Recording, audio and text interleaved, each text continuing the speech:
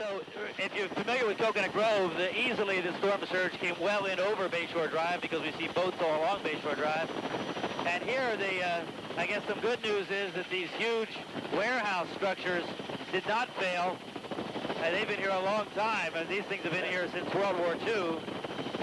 The things at Grove Key Marina down here. Miami City Hall, from our observation, has lots of debris around it. Right below, that's Miami City Hall, the old Pan Am terminal. Lots of debris, but no obvious serious damage. And of course, Dinner Key Marina down here is a disaster area. The boats that were left in here, just dreadful.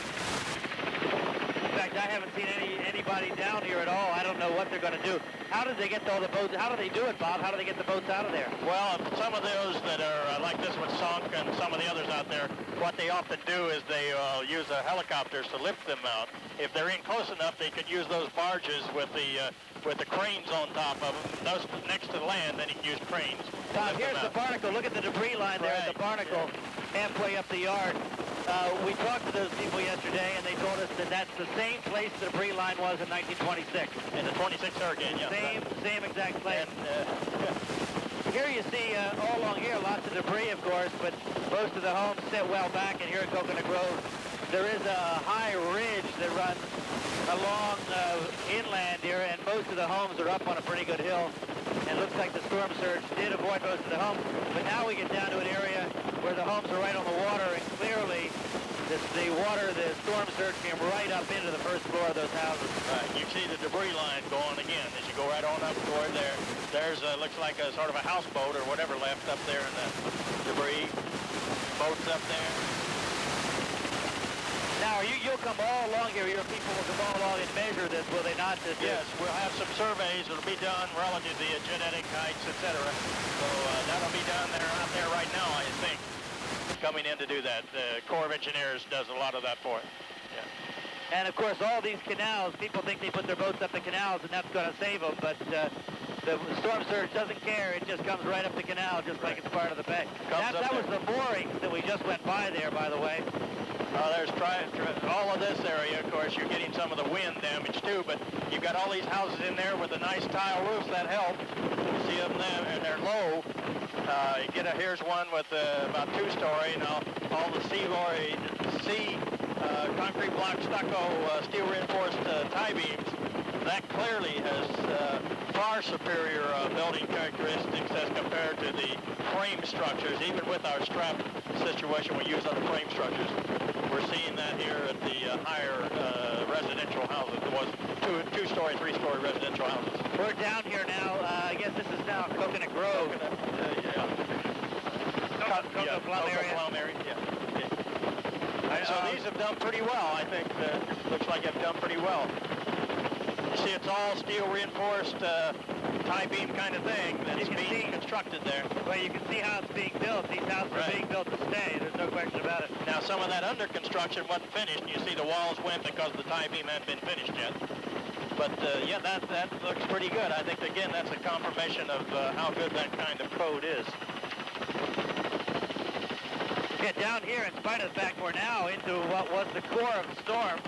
Of course, the trees are down. I mean, it's the foliage is a disaster here. And it's look. You've noticed the tree flowing here is almost from northeast to southwest. So that was the leading edge of the eye wall was coming around. Now the eye wall didn't reach this area except the outer fringes of the eye wall. But here we're actually there. You can see the hurricane center right there. So you know how much wind you got there. So these folks got a good flow here. I mean, they were certainly in it. Right. That's over there. Right over there is the National Hurricane Center. We don't have our golf ball on top anymore, but that's going to be back shortly. We all remember very well when that went off. I'll tell you what, gentlemen, we need to refuel Sky 4 and continue our survey here with Dr. Sheets.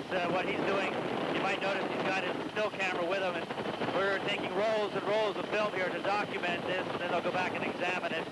So let us do that, and we'll be back with you shortly as we continue our tour of the devastation here from Hurricane Andrew. With Bob Sheets, I'm Brian Norcross, live at Sky 4. Okay, thank you very much for that live report, and they will be coming back to us momentarily. We're also going to tell you that in just a few minutes... There's no building. Just no building. Again, more traffic, and everywhere we are down here, we're seeing convoys of rescue vehicles. This one from North Lauderdale coming in, and there's about 8 cars, 10 cars behind it from different police jurisdictions. There's Winter Park Fire Department coming in to help. Sarasota County, I've seen dozens of their cars. Other utility vehicles from other counties. And then Fort Lauderdale is pulling up the rear there. Look at that. $5 for a gallon of water. Saw somebody ripping off stereo? Stereo equipment, anything you can. Pull down there on Cutler Ridge Mall, they've just totally ravaged that place. And all we do is go around like patrolling and looking for people. Making sure they aren't looting. We can't really detain them because they have so many people they have arrested. So what we need to do is just get their names, search them for any weapons. They have any weapons, confiscate them, and basically let them go. I mean, if we arrested everybody, they'd have to have a huge warehouse just for everybody. Susan Wallace and Cutler Ridge, obviously there are a lot of people who might be out there who really don't need some of the items that they're taking, but of course the need is very great for those people who were hardest hit by Hurricane Andrew. We understand Channel 4's Kerry Sanders is standing by right now at Homestead City Hall, where there has been another confrontation, this one apparently over ice. Is that right, Kerry? There are a lot of problems down here, and people are asking the question, why is it that you can bring aid to Somalia? Why is it that the United States can bring aid to areas like Bosnia-Herzegovina, and yet here we are in Homestead, just a short hop from Miami, and despite the hurricane and everything else, the military is unable to deliver the food down to this community. It's leading to problems. There are people who are getting angry. There are people who are getting confrontational. And in this taped portion that we're going to show you, there are a couple of swear words. We want to tell our viewers to stand by and realize that we understand that people are getting angry down here and that they are swearing. But nonetheless, we wanted to show you this because it is leading to mass confusion. Ice arrives in Homestead, and within moments, hot tempers flare.